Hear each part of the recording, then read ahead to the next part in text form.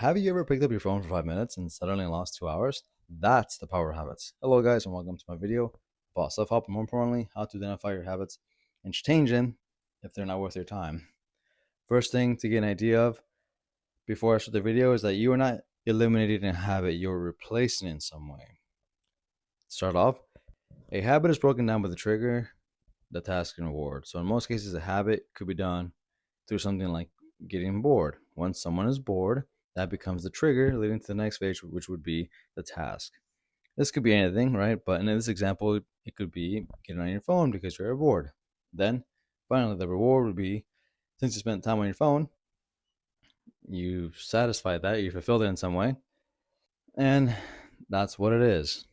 Ultimately, we want to change the task of similar desire to something else that's maybe perhaps more productive or whatever you would desire.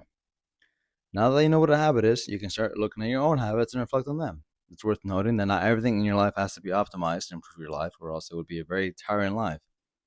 The purpose of this reflection is just to get rid of the habits you don't want. So think about the habits you don't like, or perhaps better to say the habits you feel like you want to change, right? A lot of bad habits don't start because we're lazy, they start because we're stressed, bored, overwhelmed, or trying to escape discomfort. Once you identify the habits you don't like, we have to identify the trigger. So another example that might help you, you feel like you spend too much time playing games. While you know exactly how you started, you might find yourself a couple hours later and not realize what happened or you felt like time slipped away. This is when you reflect and wonder why you started playing the game, right? You identify the trigger. It could be boredom or perhaps feeling something to do with productivity. It doesn't matter what the trigger is because really what matters is the habit or the task. So now that you have identified the trigger, now this is where you can change the habit or task. The reward will not change, but more so be fulfilled by something else. If there's anything from this video that I want you to remember is that the most important part of all this, changing the habit, is changing the task because the trigger will stay the same usually, and the reward can just be fulfilled with anything else. In this example, the habit doesn't necessarily mean it has to be different, but more so changed to what you want, right? More control over it. So that could be setting a timer for an hour before you start playing, or entirely change the habit to going outside for an hour, perhaps, right? The point of this is to make sure you can curve the part of the habit that you want. Without identifying the entire process, you cannot really measure it out. If you can't measure it, you can't really change it, right? Now, the hard part is actually committing to it. Building a new habit takes consistency and patience. It may take weeks or even months before it feels natural, right? The whole idea of 21 days is kind of what we stick to, but it may take longer than that, and that's perfectly fine. The key to getting this done is to identify the trigger and stick into the new habit. So it's important to note that you have to do something when you get the original trigger, because if you don't fulfill the habit, right, if you feel like you just neglect it, you will overcome it. You will most likely go back to the old habit to satisfy it.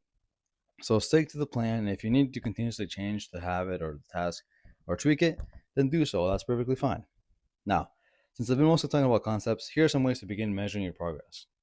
Remember, I said progress, not results, because it's a learning process. So it's very hard to do. First, start a habit journal, right? For 1 week. Start for 1 week and just write things down, or write when you feel like you get the trigger to do something, then start identifying it that way.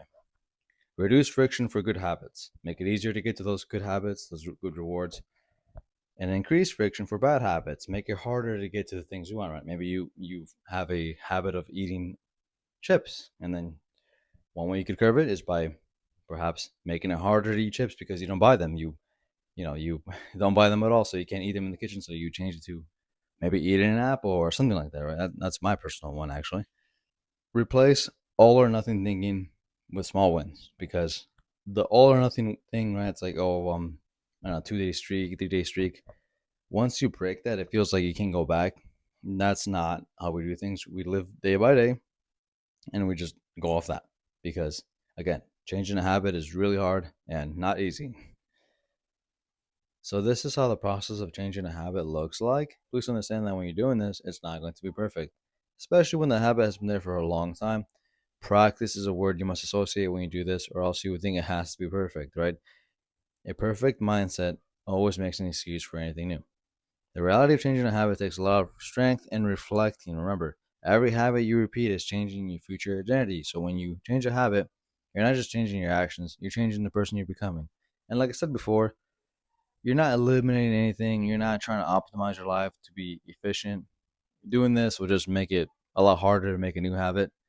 Just change things you don't want necessarily in your life. Perhaps, like I said, eating chips for me, that was me personally. It could be as simple as just not buying it. Changing the trigger too is also possible, but a bit harder. But ultimately, the most important part you have to change is the task itself between the trigger and the reward. Because if you can change, let's just say you want to cut back from 2 hours of gaming to an hour and then an hour of reading, then the habit would be, or the task would be, to set a timer when you feel the trigger and then switch into a book, or perhaps even setting a limit on your gaming console. No, that's possible too. That's an idea.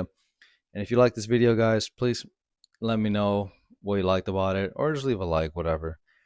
And if you didn't, or you have anything to add to it, please let me know, because this is just my personal research. If you have anything you know about this that I didn't mention, please let me know, because I would love to add more information on this and keep it going.